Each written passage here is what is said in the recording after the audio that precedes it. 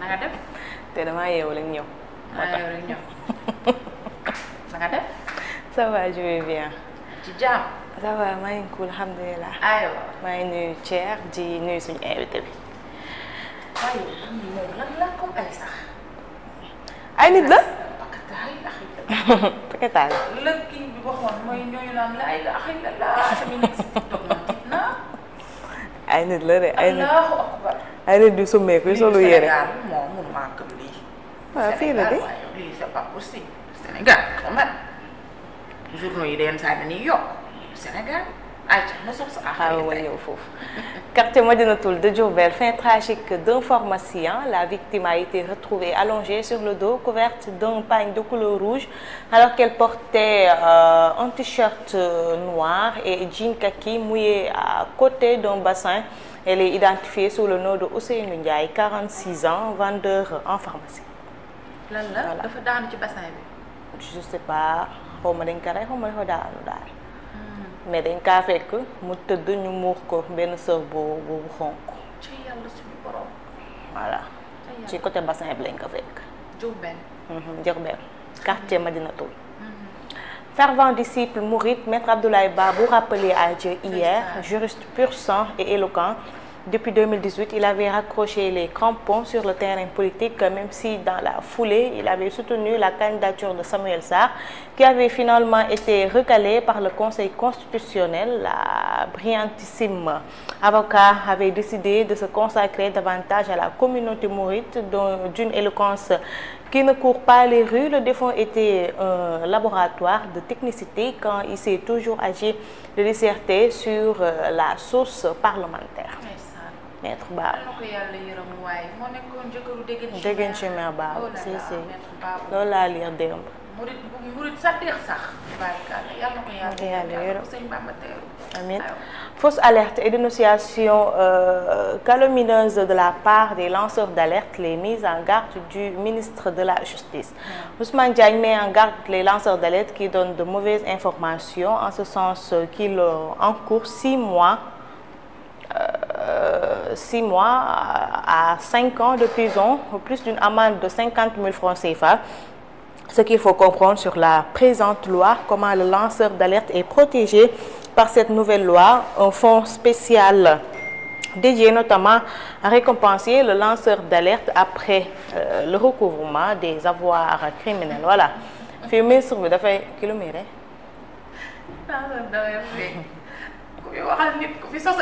am na ku fi sosaloon masali de.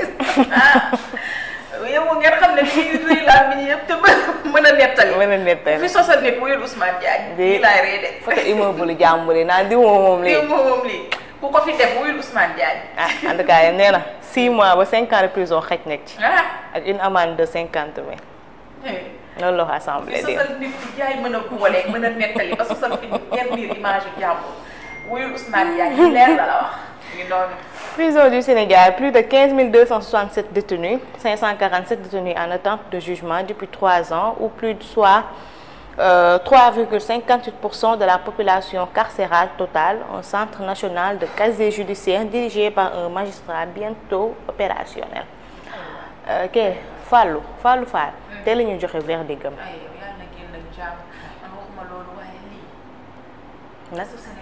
nit yi. mais xanaa gisoo ancien détenu bu ñu nettali paquetage.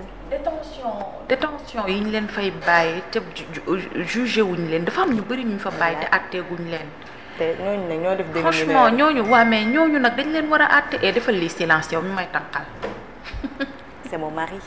c'est ton mari nee ko mu kii dañuy déglu demal beneen yéene kaay. ñu dem tribune. Situation du pays, un peuple déçu après 17 mois de régime. Sonko Diomaye billaay ki bind une journaux yi moom tamit du xool sax lu xaw positif tuuti mu bind yor rek lu xaw xool lu xaw a négatif tuuti mu wax ku nekk ak sa ligne bi li tax nag ñii fi nekk nawloo wuñ ñu tribune yor ñu jël tribune jël yor tribune du wax mukk lu positif yor du wax mukk lu négatif. billaay tribune gëj naa ko gis mu bindal état bi lu baax. Nee na les signaux du Sénégal, meilleurs promis par Pastef, n'apparaissent pas. Il y a de plus en plus de pauvres et de chômeurs, de plus en plus de Sénégalais s'enfoncent dans la misère. Manger à sa faim est devenu un luxe pour les populations. Rappel à Dieu de Maître Abdoulaye Babou. Hadji Abdoulaye Babou, un homme de principe s'en est allé. ñëwaat na aussi si détenu ministre bi moo ko wax démb assemblée. nee na 15 267 détenus et 547 cas de détention. Les prisons débordent. Vraiment. doy na waar de. C'est compliqué. C'est compliqué. Mamadou Sy Tounkara, libre. Le rappeur Red Black, auteur d'un single polémique convoqué. yow déglu nga single. ah yàlla tere. titre ba rek laa di. si.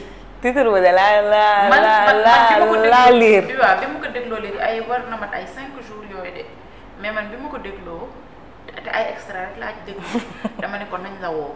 moom mii. waaw kon ne naa dama ko ne ko leen nii déglu. dama ni nii. Voilà, ñu ko yow moom bu censuré. soobee yàlla ndooy dégloogul lii mais xam naa ne lanceur d'alerte yi dinañ ko jox lanceur d'alerte yi dinañ la boole. titre bi laa gis démb rek xaw ma woon sax soo bi existé na. tuuti ci ate TikTok rek laa ci déglu tuuti laa ne ko yow moom bu soobee yàlla lanceur d'alerte yi dinañ ko. En tout cas man damaa gis titre bi rek ma ne offense à une personne exerçant les prérogatives du président dal na ci sa kaw. prérogative moom saa yu duggee juge bi dàq ko duñ bàyyi prérogative. dal na ci kawam de loolu moom dal na ci kawam. mi ngi mel ni nu mu tuddati sax Sanekh et consort bi ñu defee benn série tuddee ko Adji Sarr dañ ko censuré.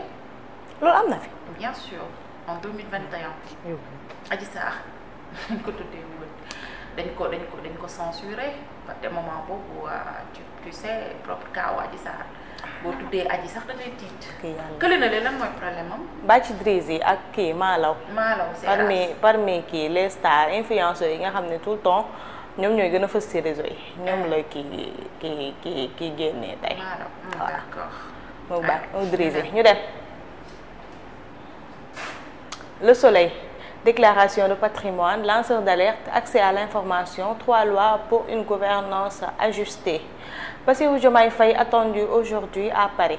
moom buy dem Paris duñ ko yëgal ñoo jékki-jékki rek gis ko muy doxantu ca Champs-Élysées. déedéet bu la kii woowee nag yow tam bu la Paris woowee doo dal da ngay wuy ji de man bu ma Diomaye woowoon fii ma toog nii liggéeyu Daouda bii laay bàyyi wuy ji ko c'est le président waaye léegi ñun bu ñu Paris woowee dëgg-dëgg nag dañuy wuy ji de. ma yaakaar ñoom doxewuñu idéologie boobu noonu. yow tamit France dégage jeex na Sénégal yàgg na. ñoo waxoon France bu ñu ñëwee France dina teggi tànk duñ teg suñu put gi. muy yéen. yàlla baax na. demal lu FMI wax. Sénégal FMI, des discussions productives. Le FMI prêt à accompagner le Sénégal dans la conception d'un programme de réforme ambitieux aligné sur la stratégie nationale de développement, vision 2050 et plan de relance économique et sociale. FMI.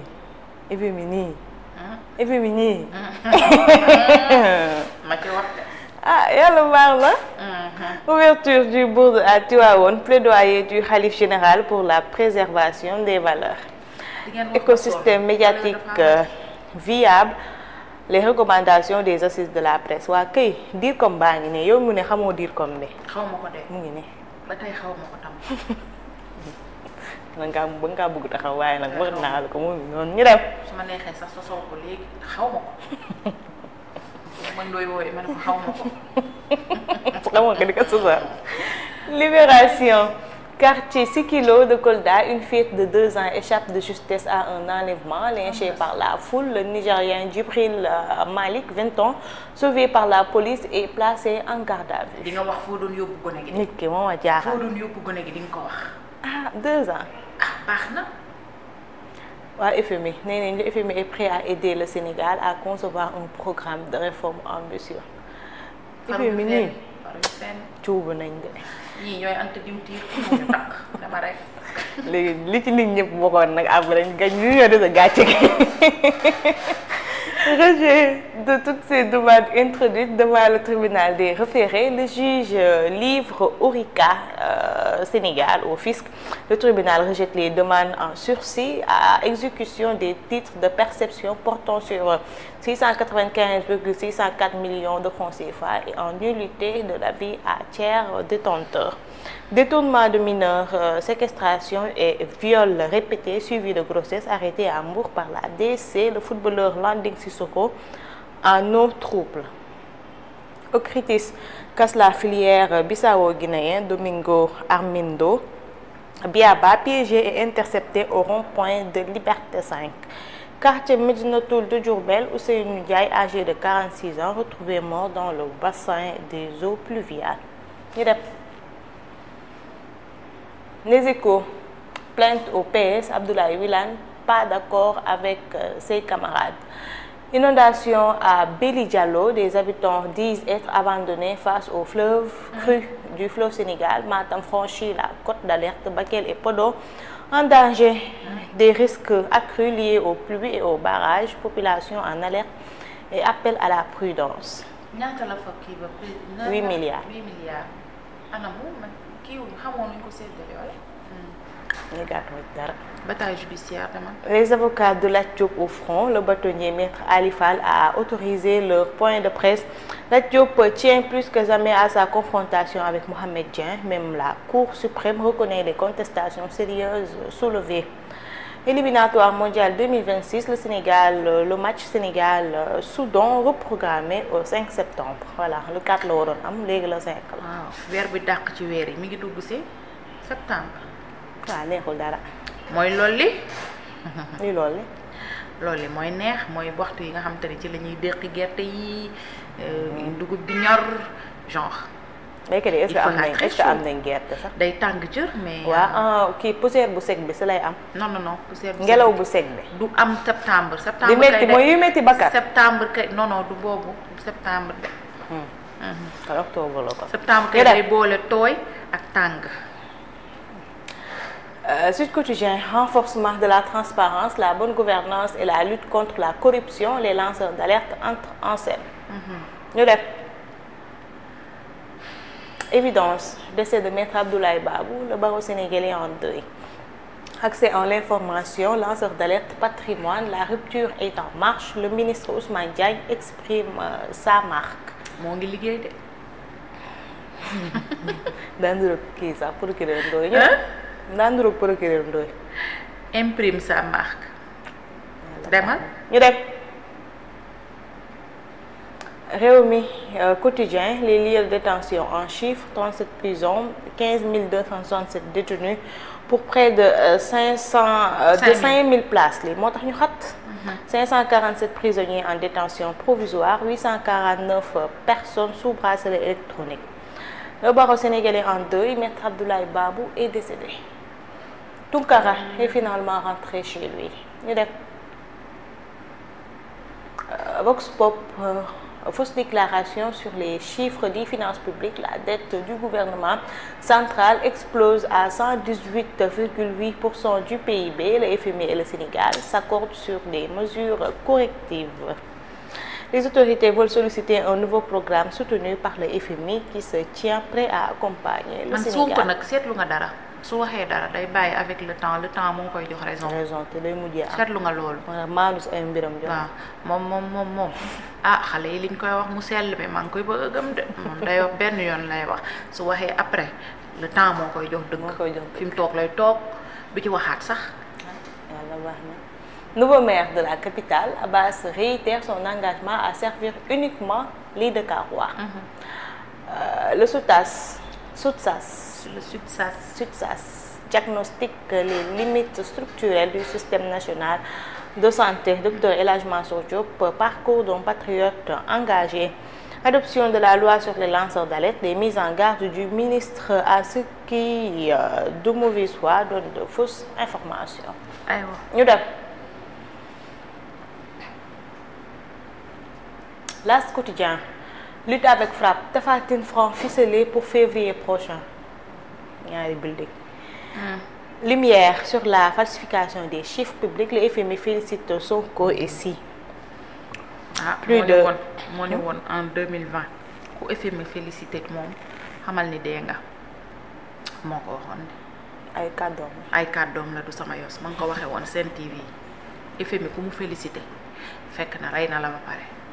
journal bi nag xëy na nee na félicité na la. félicité Sonko yàlla baax na. mais est-ce que félicité wu ko ci audit bi Mazars def cabinet Mazars. man léegi wax dëgg yàlla ak félicité fu mu jógee rek félicité gi daal laa wax.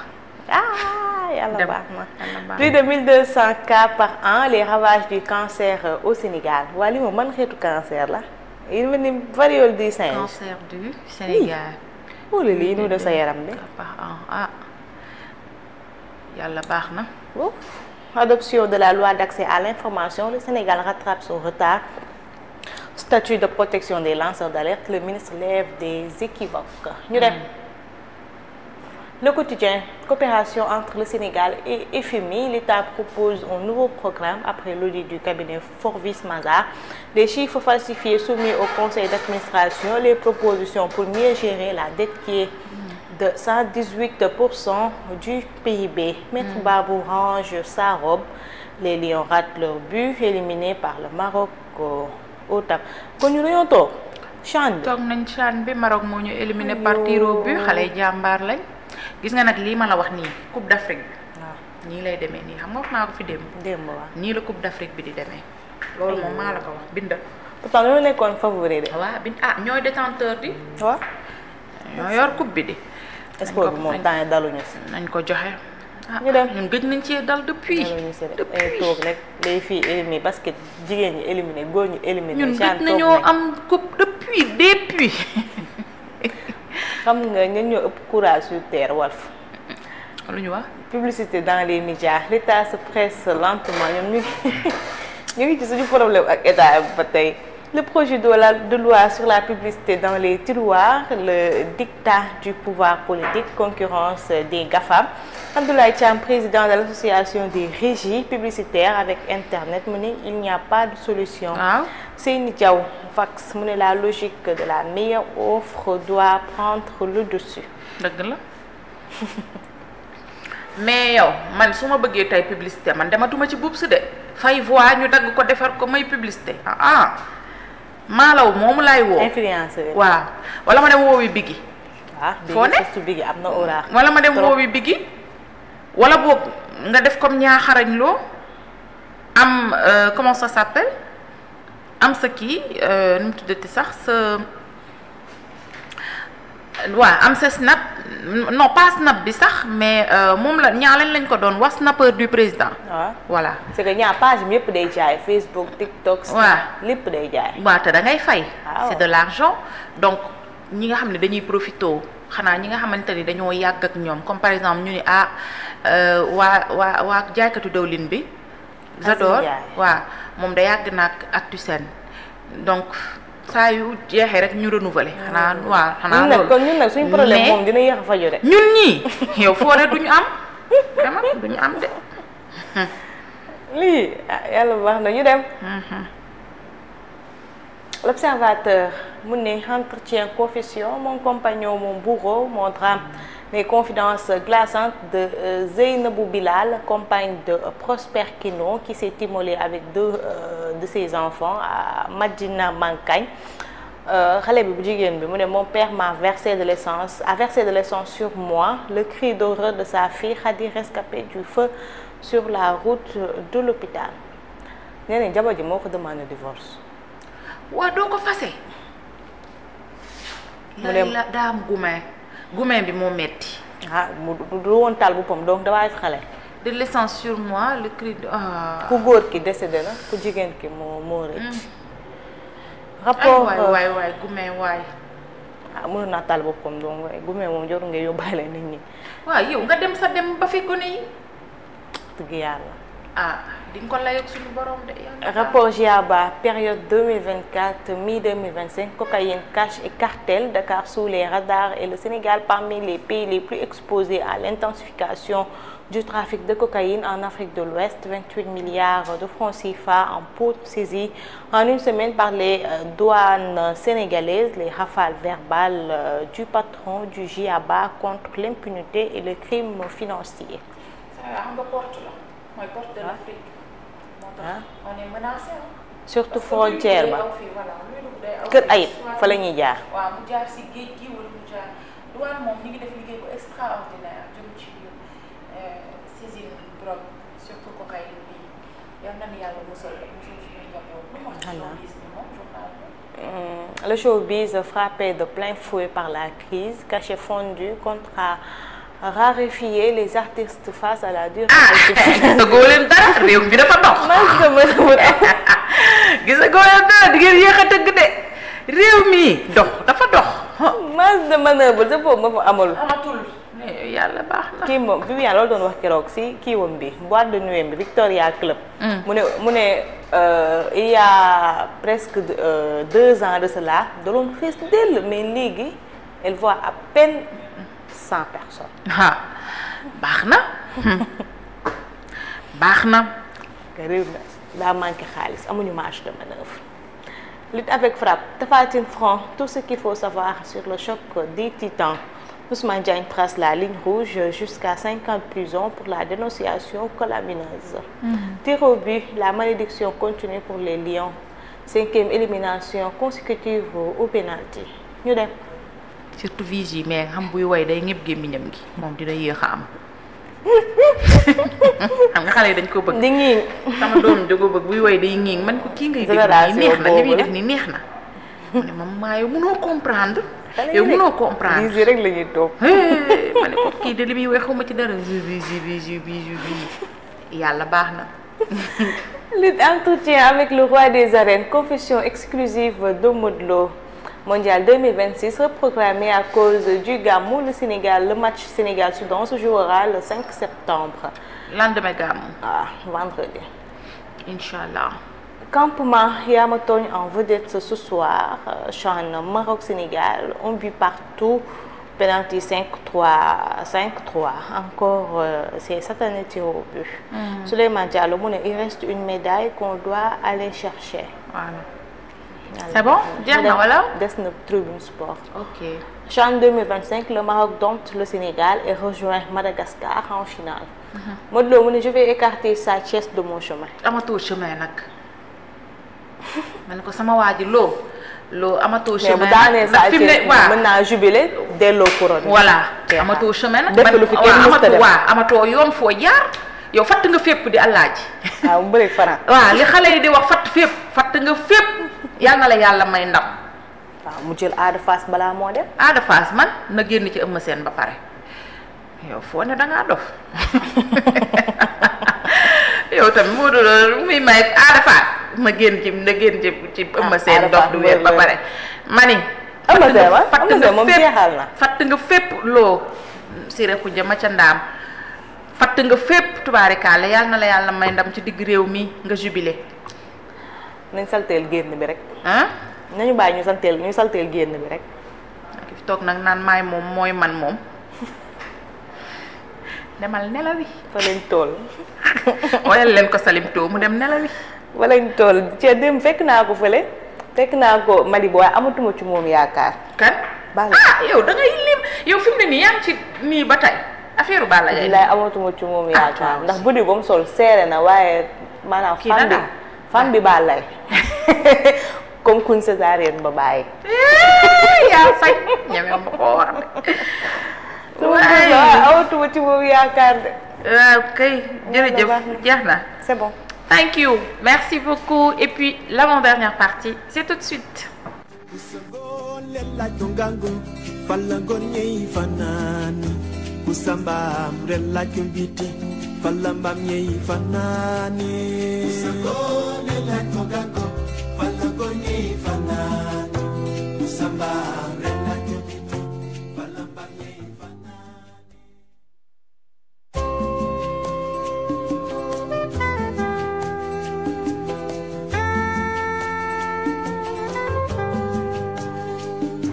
Cinq heures du matin rek aywa ñu ñëw ci les actualités internationales ñu tàmbalee ko ak Gaza. De hauts diplomates européens se disent profondément déçus par l'inaction de l'Union européenne.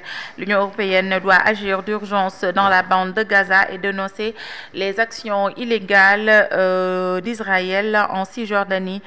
C'est ce que ou bien c'est ce qu'appelle qu'appellent de leurs vœux plus de 200 hauts diplomates européens dans une lettre rendue publique mardi 26 août. Et ceux-ci ne font pas que dénoncer l'inaction de l'UE. Ils proposent aussi des pistes pour agir. France-Sénégal, les enjeux de la rencontre. Emmanuel Macron et Bassirou Diomaye Faye à Paris. Le président français Emmanuel Macron reçoit ce mercredi 27 août à l'Élysée son homologue sénégalais